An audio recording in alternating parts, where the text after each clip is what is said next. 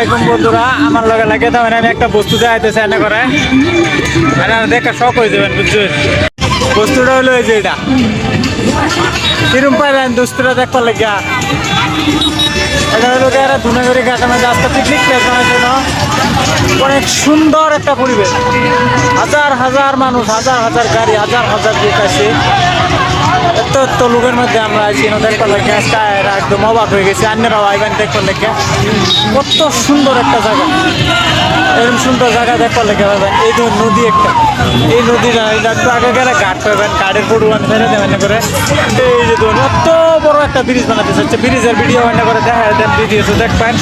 এফার বুঝলে খালি কথা না হাক্কারে এফার দিকে সারা দুনিয়া একটা দিনটা দেখবার চাইলেন ভাই, একদম বহুত মজার, অনেক সুন্দর। এই যেমন ঘুরতে